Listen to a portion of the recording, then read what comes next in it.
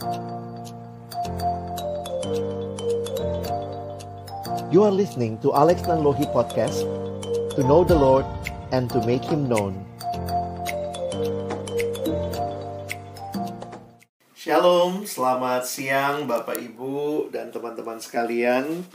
Tama-tama bersyukur kepada Tuhan buat kesempatan boleh sharing firman Tuhan siang hari ini.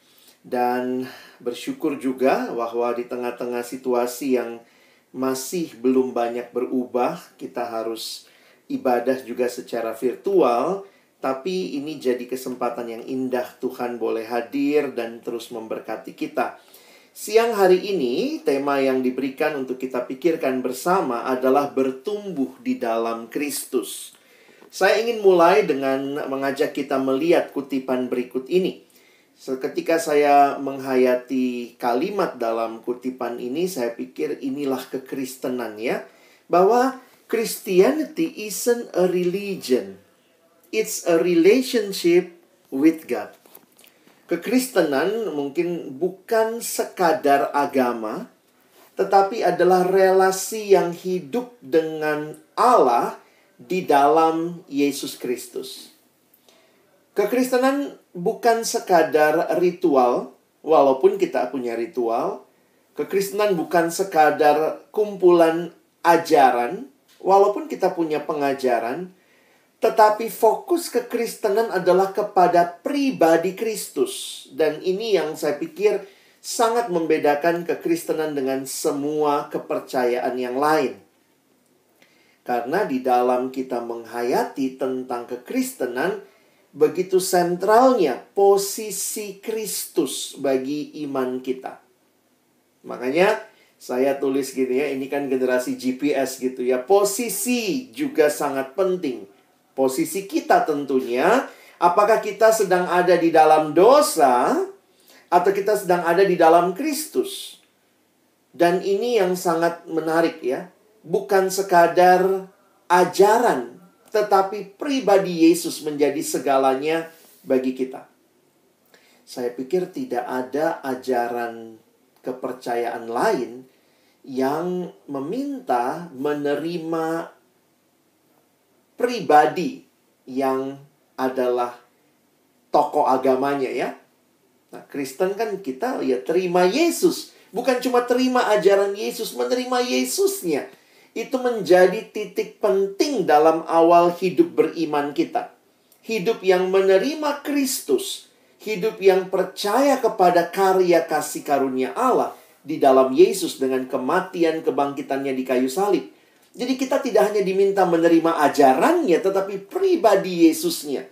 Karena itu kalau kita perhatikan dalam tulisan-tulisan rasuli, Rasul Paulus, tulisan Rasul Petrus, tulisan Rasul Yohanes, betapa pentingnya posisi di dalam Kristus. Jadi bagi orang yang percaya pada Yesus, yang buka hati terima Yesus, digambarkan sebagai telah berada di dalam Kristus. Tapi ini bukan akhir hidup rohani ya. Tetapi justru berada di dalam Kristus menjadi awal perjalanan kerohanian kita. Dan Tuhan rindu kita terus menjadi murid yang bertumbuh. Growing in Christ. Saya mengajak kita lihat beberapa ayat dalam tulisan Rasul Paulus ya. Melihat bahwa penting sekali bertumbuh setelah kita ada di dalam Kristus. Sesuai dengan tema yang kita siang hari ini akan renungkan bersama. Nah, ayat yang pertama, Bapak Ibu Saudara, rekan-rekan sekalian bisa lihat di screen. Saya sudah tuliskan semuanya di screen, jadi biar kita tidak usah bolak-balik ya. Perhatikan Kolose pasal 2 ayat 6-7. Ayat 6 mengatakan, kamu telah menerima Kristus Yesus Tuhan kita. Tapi bukan selesai di situ. Perhatikan kalimat berikutnya. Karena itu, jadi kalau ada konteks bacaan seperti ini, karena itu tentu karena yang sebelumnya. Terima Yesus bukan akhir kehidupan rohani kita. Perhatikan Paulus katakan, kamu telah menerima Kristus Yesus Tuhan kita. Karena itu, hendaklah hidupmu tetap di dalam Dia. hendaklah kamu berakar di dalam Dia dan dibangun di atas Dia. Hendaklah kamu bertambah teguh dalam iman yang telah diajarkan kepadamu, dan hendaklah hatimu melimpah dengan syukur. Rasul Paulus ini sangat pintar dengan banyak gaya bahasa, banyak perumpamaan yang dia gunakan. Dan di dalam ayat ini dia menggambarkan, para ahli teologi, penafsir Alkitab mengatakan, Paulus menggunakan berbagai istilah. Istilah dalam dunia pertanian, istilah dalam dunia sipil, pembangunan ya. Makanya kita bisa perhatikan itu ya. Kamu telah terima Yesus, hendaklah hidupmu tetap di dalam Dia. Lalu dia pakai istilah pertanian, berakar di dalam Dia. Lalu istilah sipil, dibangun di atas Dia, bertambah teguh, dan hati penuh dengan syukur. Semua gambaran ini sedang menunjukkan bahwa kita harus bertumbuh. Wah, saya pikir sih orang tua yang normal tentunya tidak ingin anaknya kecil terus ya. Kadang-kadang kalau lagi jalan, Bapak Ibu yang udah punya anak mungkin, atau kan kita pernah jadi anak ya, lagi jalan sama orang tua kita, lalu ketemu mungkin teman orang tua kita yang lama nggak ketemu. Wih, anaknya udah besar sekarang ya. Kadang-kadang iya, itu basa-basinya pertemuan teman lama begitu ya, apalagi kalau lihat anaknya gitu. Tapi mungkin banyak yang suka dalam hati ngomong, iyalah dikasih makan gitu ya, makanya bertumbuh begitu. Saya pikir orang tua senang lihat anak kecil, tetapi pastinya orang tua tidak senang anaknya kecil terus. Demikian juga Tuhan senang karena kita adalah anak-anaknya yang percaya kepadanya, tetapi Tuhan tidak mau saudara dan saya tinggal tetap jadi anak-anak di dalam kerohanian kita. Banyak orang udah bisa tuh studi S1, S2, S3 ya. Tetapi seorang hamba Tuhan berkata, banyak sarjana sampai S3 dalam berbagai pengetahuan, tetapi dalam iman tetap TK. Alkitab aja nggak selesai-selesai dibaca gitu ya. Ayat aja bingung ada di mana begitu. Jadi saya waktu merenungkan itu ya, itu sebelum saya jadi hamba Tuhan juga, itu jadi sebuah motivasi. Jangan sampai kita cuma senang dibilangnya Kristen, tapi kita nggak kenal kekristenan itu apa. Tahu sih Yesus, tapi ya udah, kita tidak bertumbuh. Kerinduan kita adalah bertumbuh di dalam Dia. Nah, istilah lain tentang pertumbuhan yang lebih relasional saya pikir, kalau tadi kan istilahnya pertanian lah, istilahnya sipil ya. Istilah lain yang lebih relasional menggambarkan pertumbuhan bagi saya jelas di Filipi pasal 3. Mari Bapak Ibu sekalian, kita lihat Filipi 3 ayat 10 dan 11. Perhatikan ayatnya. Paulus mengatakan, yang ku kehendaki ialah mengenal Dia dan kuasa kebangkitannya dan persekutuan dalam penderitaannya, di mana aku menjadi serupa dengan Dia dalam kematiannya, supaya aku akhirnya beroleh kebangkitan dari antara orang mati. Menarik sekali melihat, ini saya boleh kategorikan curhatnya Paulus ya. Karena sebenarnya di dalam surat ini, surat Filipi yang Paulus tulis dari dalam penjara, pada waktu itu Paulus ada dalam penjara, tentunya jemaat berpikir, wah pemimpinnya aja dalam penjara. Tetapi kemudian Paulus juga menceritakan tentang apa yang dia alami bersama Tuhan. Dan apa yang menjadi kerinduannya. Jadi saya melihat ini seperti curhatnya Paulus di pasal 3. Memang dia sedang membandingkan dirinya dengan guru-guru palsu. Guru-guru palsu yang tidak benar. Tetapi Paulus kemudian menggambarkan apa yang jadi kehidupan dia.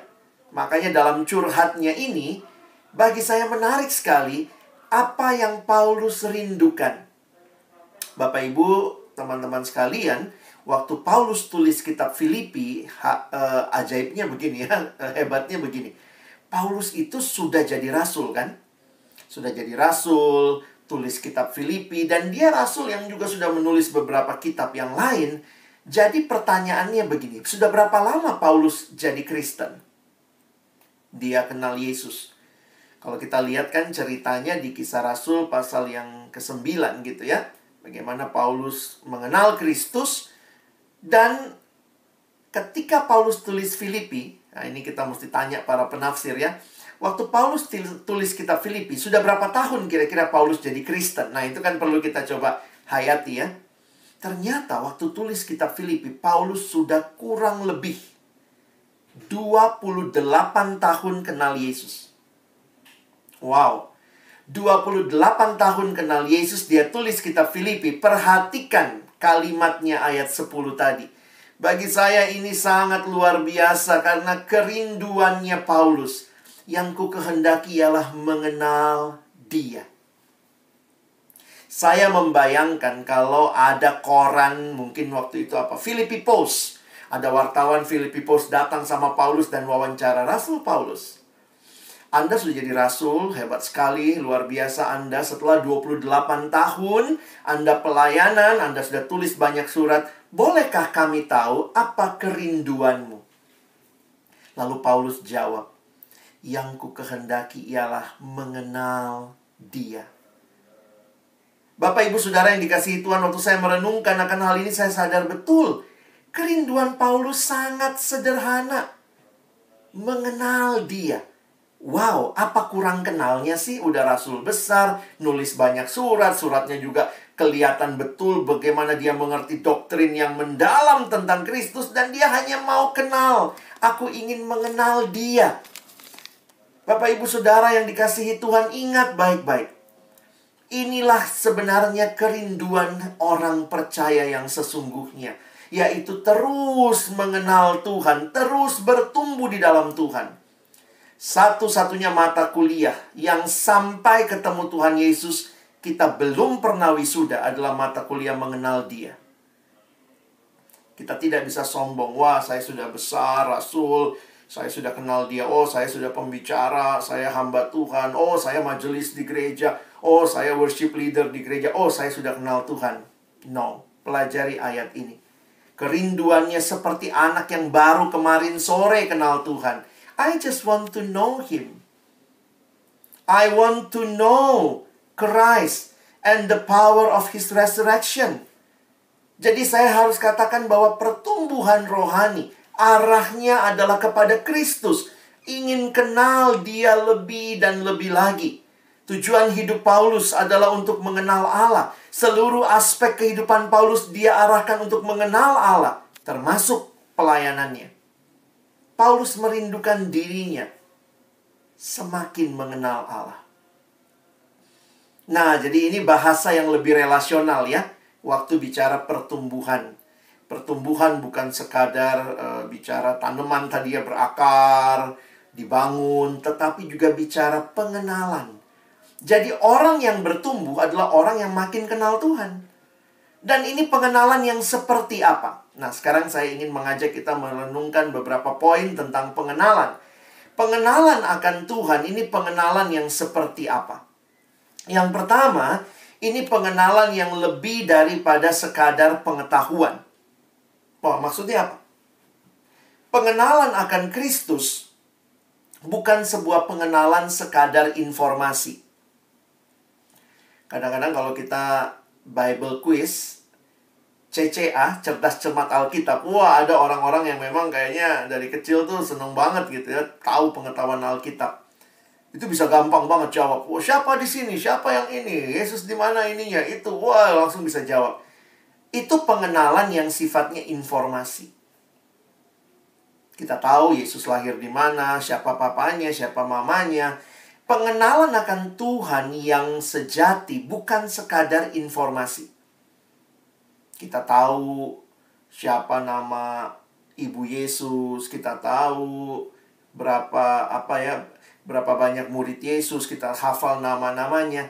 Saya pikir bukan hanya itu, tentu informasi itu kita butuhkan untuk kita kenal lebih dalam. Tetapi ini adalah pengenalan yang sifatnya, nah kita masuk yang kedua ya, yang relasional.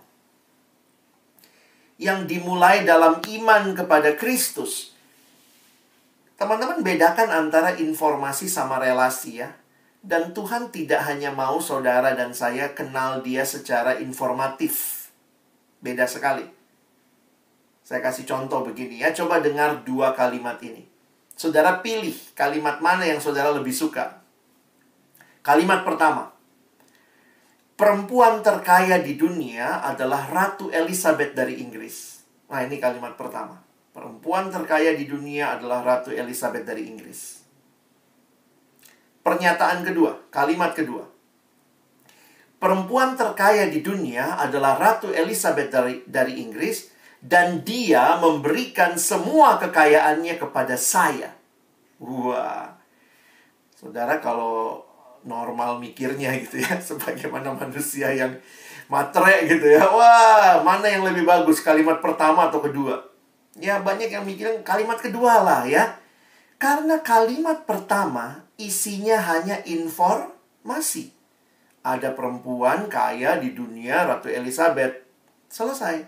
Tetapi kalimat kedua, di dalamnya ada informasi, tetapi juga ada relasi. Dia memberikan semua kekayaannya kepada saya.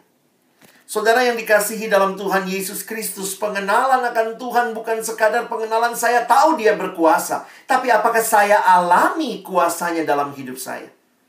Jadi sebuah pengenalan yang melibatkan pengalaman, bukan sekadar pengetahuan. Banyak orang bisa nyanyi Allah itu baik, tapi pada saat yang sama dalam hidup nggak ngalamin kebaikan Allah. Begitu ada pergumulan langsung, Tuhan kenapa begini, kenapa begitu.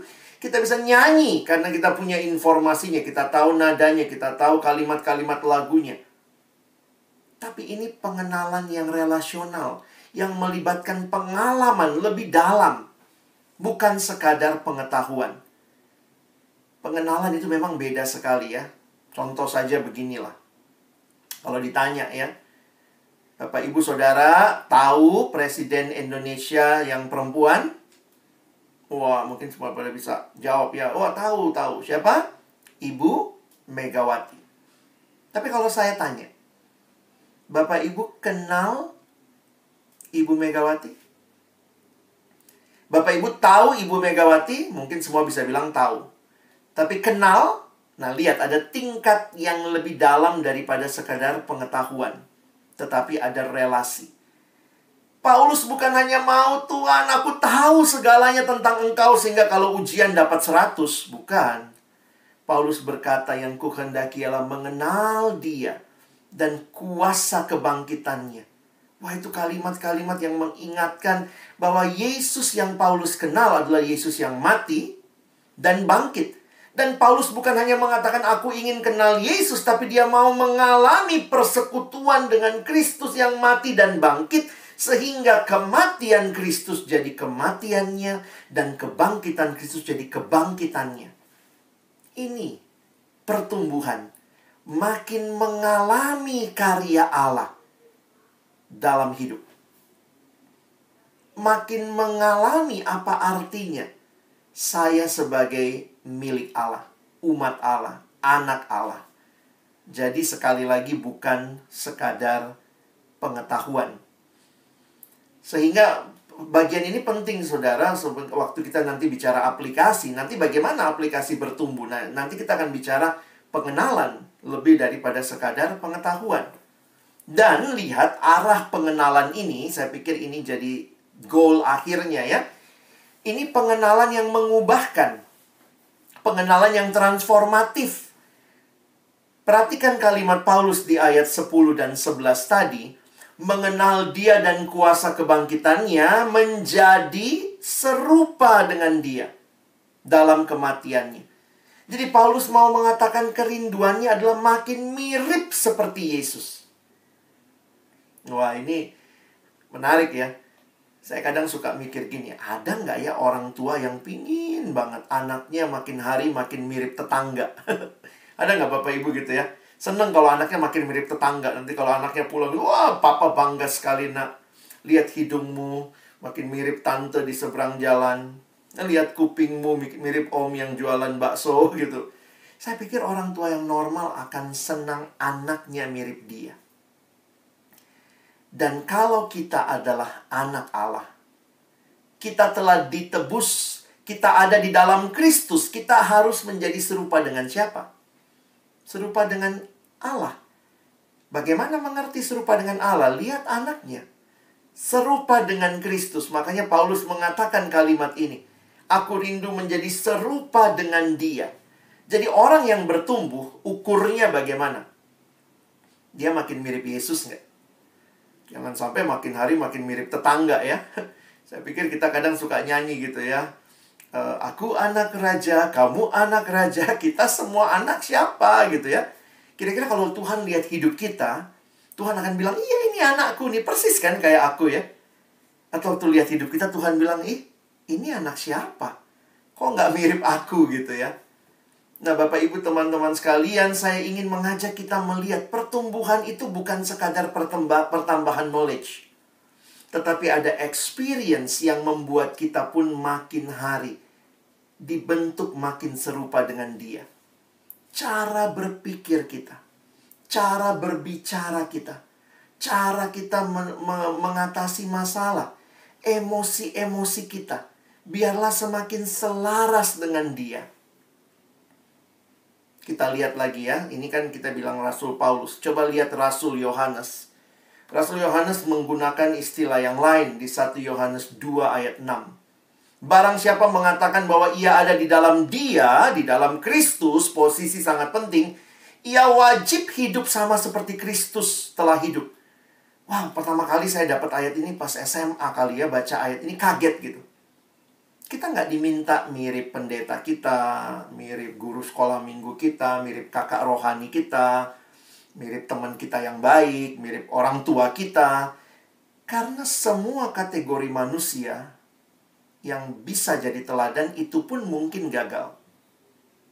Karena itu kalimat Alkitab, Yohanes mengatakan, siapa yang berada di dalam Dia, siapa yang terima Yesus, biarlah hidupnya wajib sama seperti Kristus hidup. Arah kita bertumbuh. Kita bukan bertumbuh menjadi orang yang menang Bible quiz, cerdas cermat Alkitab. Tapi arah pertumbuhan kita adalah keserupaan dengan Kristus. Ini yang Tuhan rindukan bagi saudara, bagi saya. Tuhan rindu kita bukan hanya jadi orang Kristen yang punya sekadar simbol-simbol rohani.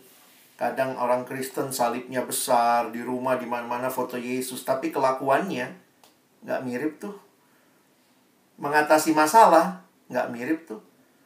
Ngomongnya sama, maki-maki juga. Bilangnya mirip Yesus, tapi kalimatnya tetap aja ya. Anjing, monyet, kampret. Kadang-kadang saya pikir, di mana miripnya?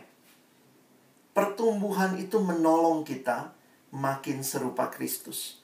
Bahkan pertumbuhan itu tidak diukur ya. Maaf, ini mungkin relasinya yang perlu kita pahami. Pertumbuhan itu tidak diukur dari berapa sering saudara datang kebaktian. Bukan berarti jangan datang kebaktian, tidak. Tetapi berapa sering saudara ikut, bagi saya itu tidak menentukan kehidupan yang serupa Kristus. Karena kalau cuma ikut, bukan rindu berubah, bukan rindu bertumbuh. Ikut karena ada, ya pengen lihat si ini, dia datang juga loh, oh, masih single tuh misalnya. Tentu nggak salah cari pasangan hidup di persekutuan ya, daripada cari di diskotik, ya carinya di persekutuan. Tetapi jangan sampai kemudian kita lupa banyak alasan kenapa kita ibadah, kenapa kita lakukan ini dan itu. Tapi apakah ini memang demi pertumbuhan kita? Demi kerinduan kita makin serupa dengan Kristus. Baca Alkitab, berdoa, bersekutu. Saya kutip kalimat dari Bapak John Stott. Dia mengatakan untuk bertumbuh. Ya, sekarang saya masuk sedikit ke aplikasi. Untuk bertumbuh, apa yang Tuhan berikan bagi kita? Karena kan begini ya, Tuhan yang paling pengen kita bertumbuh. Menariknya, Tuhan yang paling pengen kita bertumbuh, Tuhan juga menyediakan apa yang kita butuhkan untuk bertumbuh. Jadi Tuhan bukan cuman, kamu bertumbuh ya, tapi Tuhan nggak sediakan. Sama seperti orang tua. Orang tua dia sediakan apa yang berguna untuk anaknya bertumbuh. Maka John Stott mengatakan ada 3 hal yang Tuhan berikan. Dia berikan rohnya yang kudus. Diam di hati setiap kita yang percaya. Dia berikan firman dan doa. Ini relasi dengan Dia. Relasi dengan Tuhan. Makanya dari sekolah minggu kita udah belajar ya, bagaimana bertumbuh adik-adik. Baca kitab suci, doa tiap hari kalau mau tumbuh. Mungkin sekarang kita perlu evaluasi ya hidup kita. Dari lagu itu aja deh, kita bertumbuh nggak ya? Baca kitab suci, oh pernah Pak, saya pernah baca. Doa, oh saya pernah doa. Masalahnya di mana? Masalah saya yang setiap harinya Pak. Doa, baca kitab suci, doa, tapi maaf nggak setiap hari. Sekali-sekali. Bayangkan kalau ada bayi minum susu sekali-sekali. Ya males minum, ya udah nggak minum 3 bulan, terus mati gitu ya. Mungkin kita perlu melihat ya, sama. Banyak prinsip rohani mirip dengan kehidupan.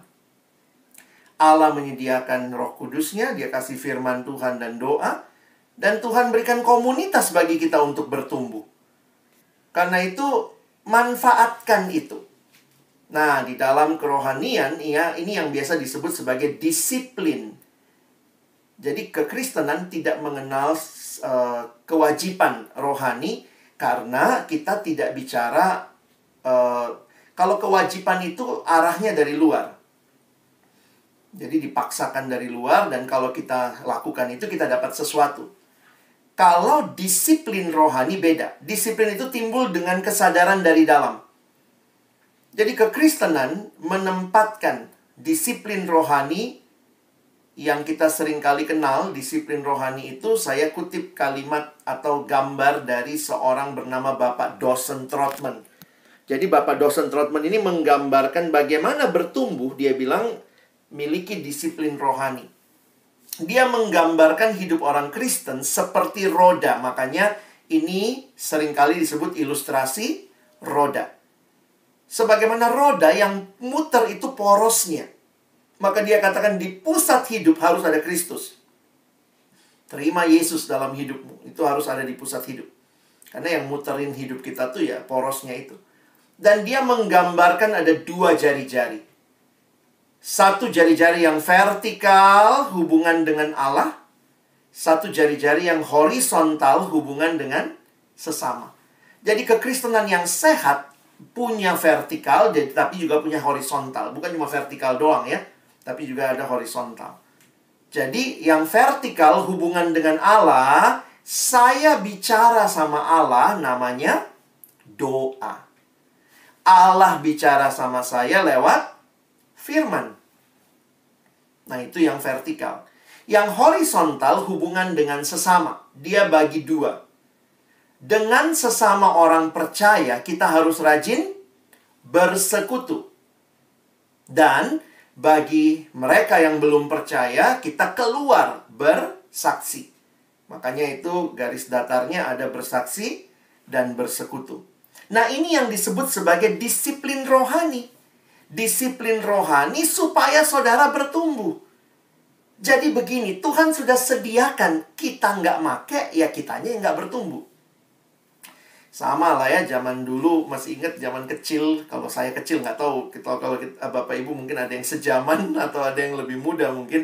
Tapi dulu tuh ada bercandaan ya, karena ada tagline-nya kalau iklan, Rinso mencuci sendiri. Jadi ada suami istri katanya beli Rinso. Malam-malam mereka taruhlah baju kotornya, lalu taruh Rinso di situ, lalu mereka ngumpet gitu ya, ngelihat dari jauh. Kenapa? Katanya Rinso mencuci sendiri. Terus suaminya bilang, udah lama, kita tidur aja. Nanti malu kalau Rinso lihat kita ngintip. Wah, besok harinya begitu keluar lihat masih di situ ya, Rinso mencuci sendiri, dia nggak baca aturan pakainya. Banyak orang Kristen nggak bertumbuh karena nggak tahu cara pakainya. Gimana cara pakai Alkitab? Kita pikir kayak Rinso gitu ya. Makanya suka bercanda dulu. Iya ya, aduh Alkitab ini tebel banget, enak banget kalau bisa direbus minum airnya. Itu cara pakainya gitu ya. Jadi unik juga ya. Memang kita ada di generasi yang empang, enak dan gampang. Pengennya belajar Alkitab juga sistem ekonomi. Membaca sesedikit-sedikitnya pengetahuan Alkitab sebesar-besarnya. Ya nggak mungkin gitu ya.